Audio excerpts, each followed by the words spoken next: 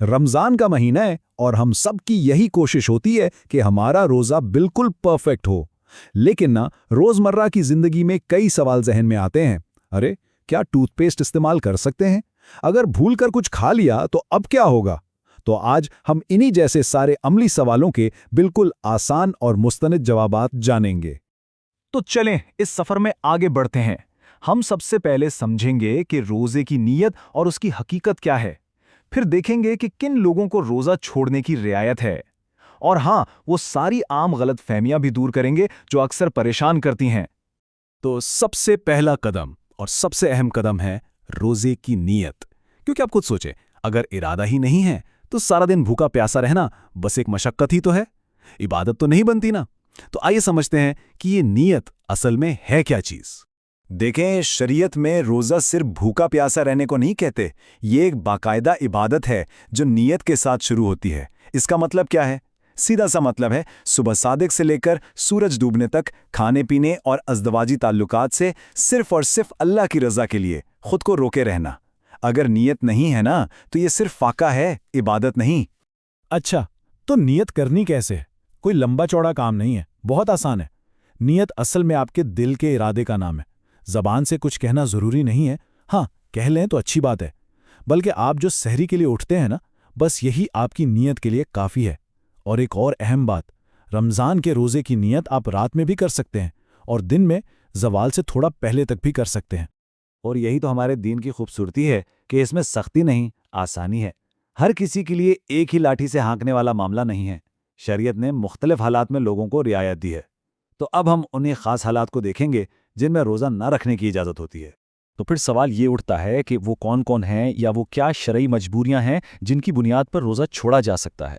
तो शरीयत ने कुछ लोगों को रियायत दी है, जैसे कोई सफ़र में है या कोई शख्स बीमार है, चाहे वक्ती तौर पर हो या कोई ऐसी बीमारी जो दायमी हो। इसी तरह दीन ने ख़वातीन के ख़ास हालात का भी पूरा पूरा ख्याल रखा है, जैसे हामिला ख़वातीन या वो माएँ जो बच्चों को दूध पिला रही हैं या हैज़ के अयाम। इन सब सूरतों में रोज़ा छोड़ने की इजाज़त है। ख़ास तौर पे जो हामिला ख़वातीन हैं या दूध पिलाने वाली माएँ, उनके लिए ये रियायत बराह रास्त हदीसी नबवी से मिलती है। अगर उन्हें ये डर हो कि रोज़ा रखने से खुद उनकी सेहत को या उनके बच्चे को कोई नुकसान पहुंच सकता है, तो वो बिल्कुल रोज़ा छोड़ सकती हैं, क्योंकि दीन में इंसानी जान की हिफाजत सबसे पहले है। अच्छा, ये तो हो गया कि रोज़ा छोड़ सकते हैं, लेकिन उसके बाद करना क्या है? यहाँ एक बहुत अहम फ़र्क समझने वाला है। वो लोग जिनकी मजबूरी आर्जी है, जैसे मुसाफिर है या कोई खातून हामिला थी, तो वो रमज़ान के बाद उन छोड़े हुए रोज़ों की गिनती पूरी करेंगे। इसे कहते हैं क़ज़ा।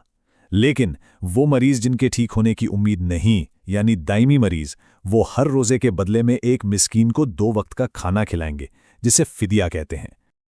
और अब आते हैं उस मौजू पर जिसके बारे में शायद सबसे ज़्यादा सवाल पूछे जाते हैं कि आखिर कौन सी चीज़ों से रोज़ा टूटता है और किन से नहीं टूटता। यहाँ इतनी गलतफहमियां हैं कि बस चलें आज इन सब को एक एक करके साफ करते हैं। चलें कुछ आम मिसालें देखते हैं।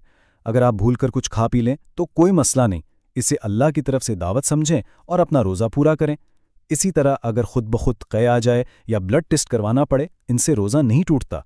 दूसरी तरफ अगर जानबूझकर कुछ खाया पिया जाए, या जैसे दमे के मरीज़ इनहेलर इस्तेमाल करते हैं जिससे दवा सीधी हल्क में जाती है, तो इससे रोज़ा टूट जाएगा। तो बुनियादी उसूल क्या बना? उसूल ये है कि क्या कोई चीज़ जानबूझकर जिस्म के अंदर पेट तक पहुंचाई गई है? यहाँ फ़िक़ा का एक बड़ा ज़बरदस्त और सुनहरी उसूल याद रखें। अल यकीन ला यज़ूलु बिश्शक, यानी यकीन शक से ख़त्म नहीं होता। अब इसका हमारी बात से क्या ताल्लुक़ यह है कि अगर आपको सिर्फ शक हो, पक्का यकीन ना होना, तो आपका रोज़ा बिल्कुल ठीक है। जैसे वुज़ू करते हुए एकदम ख्याल आया, अरे कहीं पानी का कतरा हलक में तो नहीं चला गया, तो सिर्फ इस वहम या शक की वजह से आपका रोज़ा नहीं टूटेगा, जब तक आपको यकीन ना हो। अच्छा, रोज़ा सिर्फ क्या नहीं करना का नाम तो नहीं है। बहुत से ऐसे काम हैं जो आप रोज़े में आराम से कर सकते हैं और आपका रोज़ा बिल्कुल ठीक रहेगा। चलें रोज़मर्रा के कुछ ऐसे ही कामों पर नज़र डालते हैं। मिसवाक का क्या मामला है? इसके बारे में तो बिल्कुल परेशान होने की ज़रूरत नहीं। नबी करीम सल्लल्लाहु अलैहि वसल्लम खुद रोज़े की हालत में मिसवाक का एहतमाम फरमाते थे। तो आप दिन में किसी भी वक्त मिसवाक कर सकते हैं, चाहे वो गीली हो या खुश्क। इससे रोज़ा बिल्कुल नहीं टूटता, बल्कि सुन्नत पर अमल करने का सवाब अलग से मिलेगा। बिल्कुल इसी तरह आपकी जो रोज़मर्रा की ज़ाती सफाई है, उस पर कोई रोक टोक नहीं। آپ آرام سے خوشبو لگائیں، سر میں تیل ڈالیں، ناخن کاٹیں، ان چیزوں کا روزے کے ٹوٹنے یا نہ ٹوٹنے سے کوئی تعلق ہی نہیں ہے۔ اچھا، ایک سوال یہ بھی آتا ہے کہ تراویح اور روزے کا آپس میں کیا تعلق ہے؟ دیکھیں، اگر کوئی شخص کسی وجہ سے تراویح نہیں پڑھ پاتا تو اس کا دن کا روزہ ہو جائے گا، روزہ فاسد نہیں ہوتا، لیکن وہ رمضان کی راتوں کی ایک بہت بڑی فضیلت اور سنت موقدہ کے عظیم ثواب سے محروم رہ جائے گا۔ تو کوشش تو یہی کرنی چاہیے کہ یہ موقع ہاتھ سے بالکل نہ جائے۔ ابھی تک ہم نے جو بھی بات کی وہ روزے کے ظاہری قوانین اور مسائل کے بارے میں تھی، لیکن روزہ صرف بھوکا پیاسا رہنے کا نام تھوڑی ہے، اس کی ایک روح بھی ہے۔ تو چلیں اب اس آخری اور میرے خیال میں سب سے اہم حصے کی طرف چلتے ہیں اور روزے کی اسی روح کو سمجھنے کی کوشش کرتے ہیں۔ اور وہ سوال یہ ہے جو شاید سب سے زیادہ اہم ہے، کیا جھوٹ بولنے سے، کسی کی غیبت کرنے سے یا بری بات کرنے سے بھی روزہ ٹوٹ جاتا ہے؟ یہاں ایک بہت ہی باریک نقطہ ہے۔ فقہ کے اصول سے دیکھیں تو جھوٹ، غیبت یا فضول باتوں سے آپ کا روزہ ٹوٹتا نہیں ہے، مطلب آپ کو اس کی قضا نہیں کرنی پڑے گی، لیکن یہ گناہ آپ کے روزے کی روح کو بالکل ختم کر دیتے ہیں، اس کا سارا اجر اور ثواب ضائع کر دیتے ہیں۔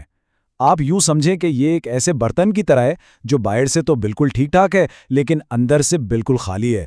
اور رمضان کے روزے کی اہمیت اور حرمت کا اندازہ صرف اس ایک بات سے لگا لیں کہ اگر کوئی شخص بغیر کسی شرعی مجبوری کے جان بوجھ کر اپنا روزہ توڑ دے تو اسے صرف ایک روزہ قضا نہیں کرنا بلکہ اس کا کفارہ بھی دینا ہوگا۔ اور کفارہ کیا ہے؟ مسلسل 60 روزے رکھنا۔ اس سے آپ اس عمل کی سنگینی کو سمجھ سکتے ہیں۔